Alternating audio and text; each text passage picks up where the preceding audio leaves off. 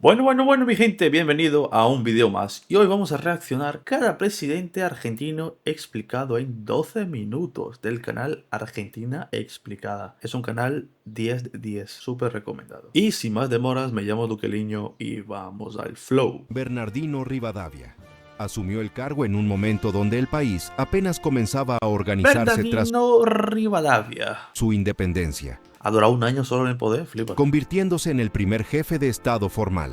Su gestión intentó modernizar las instituciones y centralizar el poder en Buenos Aires, lo que generó fuertes tensiones con las provincias del interior.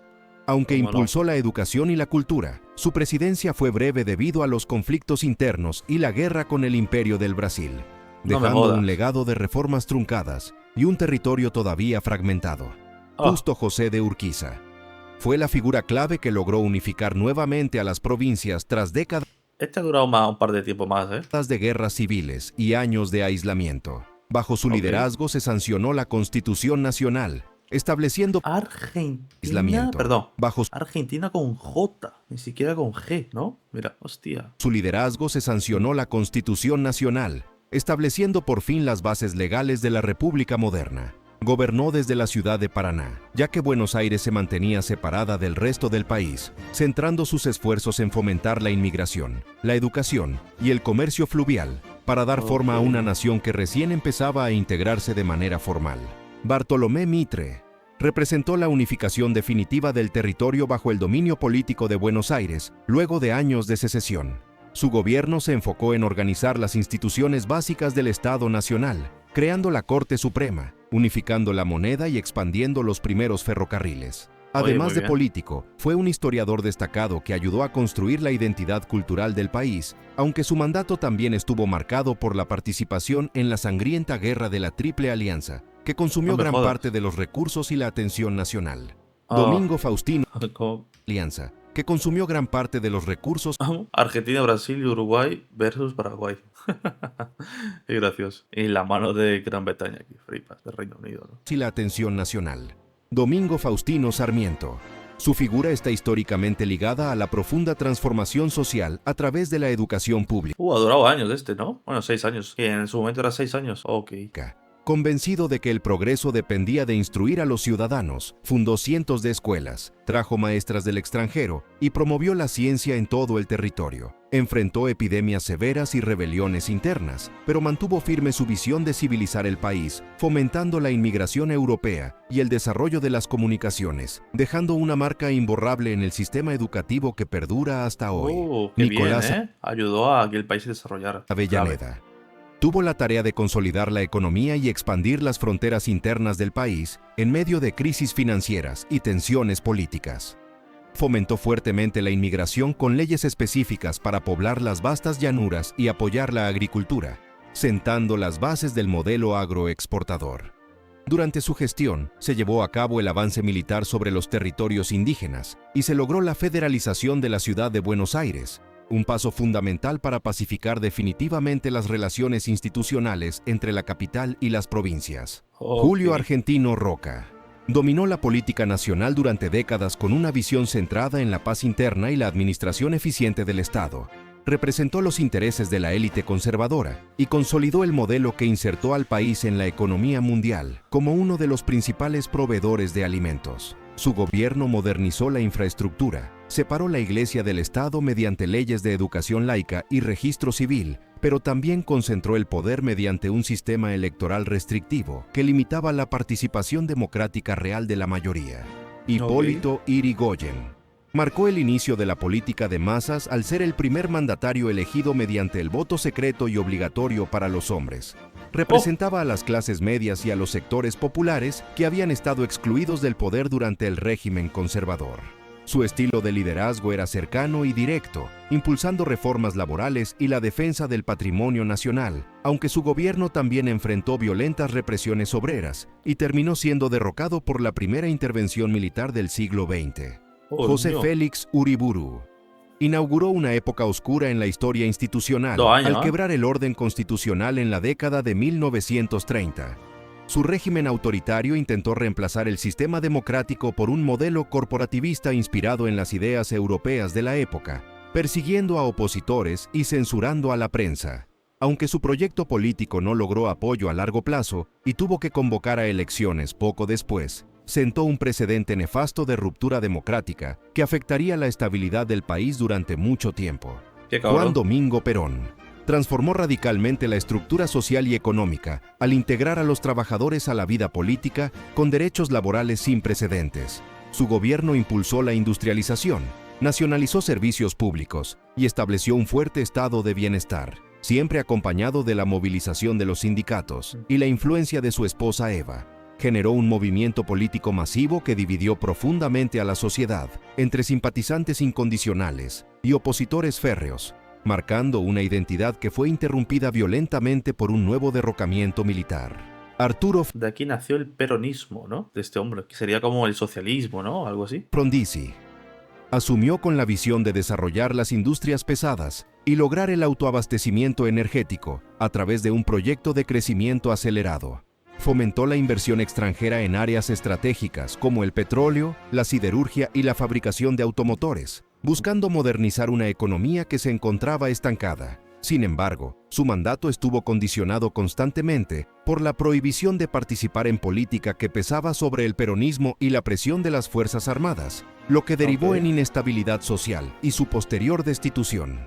Arturo Illia destacó por 4 años del anterior y 3 años. Empieza a disminuir la cosa, ¿no? su administración austera y su respeto irrestricto por las libertades civiles en un clima político que solía ser muy turbulento.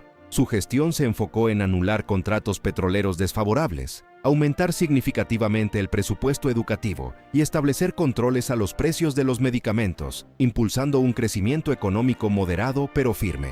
A pesar de sus logros y su enfoque tolerante, enfrentó una dura campaña de desgaste en los medios y oposición en las calles, culminando en un golpe de Estado que lo removió de sus funciones. Juan Carlos Onganía lideró un gobierno de facto que pretendía quedarse en el poder a largo plazo para reorganizar por completo la matriz productiva y los valores de la sociedad. Impuso un modelo autoritario que censuró expresiones artísticas, intervino el sistema universitario y prohibió cualquier tipo de actividad partidaria. Aunque inicialmente logró cierta calma financiera aplicando medidas severas, la asfixia social provocó estallidos populares masivos en distintas provincias, demostrando ¿no? la inviabilidad de intentar sostener un país a base de represión y control absoluto. Jorge Rafael Videla encabezó la dictadura más brutal que haya experimentado la nación, instaurando un sistema sistemático de persecución y terror. Su régimen implementó un plan de desaparición de personas, tortura y censura para eliminar cualquier forma de disidencia o reclamo social. Paralelamente, aplicó políticas de apertura financiera que desindustrializaron el país, cerraron fábricas y multiplicaron la deuda externa, dejando profundas heridas en el tejido social y un legado de violencia institucional que marcaría para siempre la memoria ciudadana. Raúl Alfonsín representa el ansiado retorno a la democracia y la recuperación del Estado de Derecho tras los años más violentos de la historia reciente. Su mayor hito fue impulsar el juicio histórico a las juntas militares, un evento sin precedentes donde tribunales civiles condenaron a los altos mandos del régimen de facto. Logró consolidar las instituciones republicanas y resolver pacíficamente conflictos fronterizos, pero su gobierno se vio finalmente abrumado por constantes amenazas militares y una crisis económica incontrolable que lo llevó a entregar el mando antes de tiempo. Carlos Menem modificó por completo la dinámica económica durante los años 90 mediante un programa muy rápido de privatizaciones de empresas públicas y apertura de los mercados. Su medida más recordada fue atar el valor de la moneda local directamente al dólar para frenar en seco la inflación que castigaba al país. Si bien esto generó una etapa inicial de estabilidad de precios y acceso al crédito, con el paso de los años provocó el cierre de miles de industrias nacionales, desempleo récord y serios cuestionamientos sobre la transparencia de su gestión. Fernando de la Rúa llegó al poder respaldado por una coalición que prometía mantener la estabilidad monetaria, pero mejorando la honestidad en el manejo del Estado. Lamentablemente heredó una recesión asfixiante y un modelo de cambio fijo que ya resultaba insostenible para la producción nacional.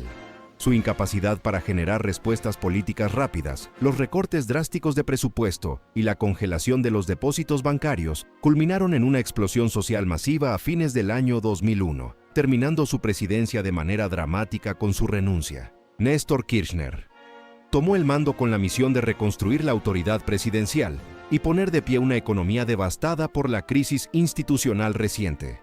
Aprovechó un ciclo internacional muy favorable para fomentar la demanda interna, reestructurar fuertemente la deuda externa en default y reducir los altísimos niveles de pobreza. Su estilo político de confrontación directa buscó renovar la Corte Suprema, impulsar políticas de derechos humanos y alinear al país diplomáticamente con la región, consolidando un espacio de poder que dominaría los años siguientes.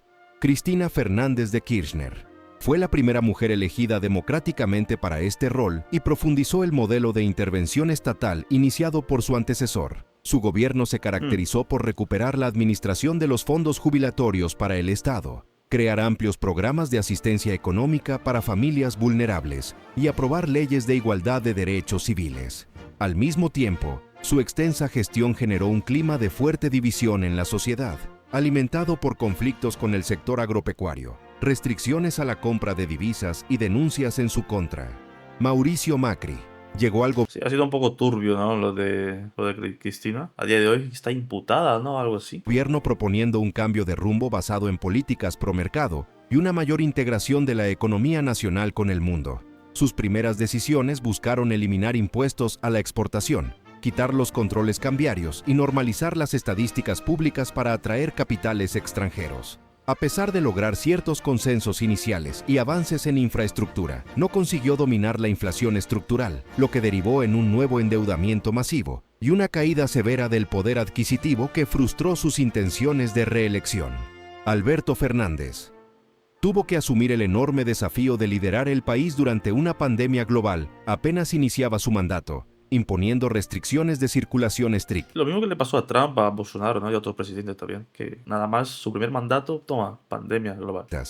Aunque logró altos niveles de apoyo social durante los primeros meses de emergencia sanitaria, su gestión se fue desgastando progresivamente por la imposibilidad de estabilizar la economía y las disputas de poder constantes dentro de su propia alianza. Finalizó su periodo presidencial enfrentando números de inflación históricos y un Madre profundo mía. malestar ciudadano por la pérdida del valor de los ingresos. Sí, sí, sí se nota porque de la noticia que en España era todos los días, que los precios en Argentina cambiaban, una locura. O sea, que tú ibas por la mañana y ya no es el día siguiente voy y el precio cambiado, que ya es una putada, no. El mismo día cambiaba el precio de las cosas. O sea, ¿quién puede vivir con esa inestabilidad, loco? Es imposible. Es una locura, ¿eh? Javier Milei representa una ruptura sorpresiva con todos los partidos tradicionales, accediendo a la presidencia con un discurso abiertamente libertario. Su propuesta principal gira en torno a un ajuste drástico del gasto público, la eliminación de estructuras burocráticas y la liberalización casi total de las normas comerciales para erradicar la inflación. Su estilo de comunicación confrontativo y sus medidas económicas de shock plantean un escenario completamente nuevo, enfocado en desarmar el modelo de Estado presente que caracterizó a la política del país durante décadas. También te digo, Milei ha hecho milagros, ¿eh? O lo está haciendo por lo menos, porque es que en realidad un estado tan grande no sirve para una mierda, aparte de burocratizar todo. Y un estado grande es mayor gastos a la población, o sea, esto es base de ley. Bueno, no nos vamos a meter en ese tema porque si no, aquí nos tiramos 2 horas hablando, pura paja, y ya está. Así que nada, mi gente, muchísimas gracias por haber quedado hasta aquí. Nos vemos en el siguiente video. Bye.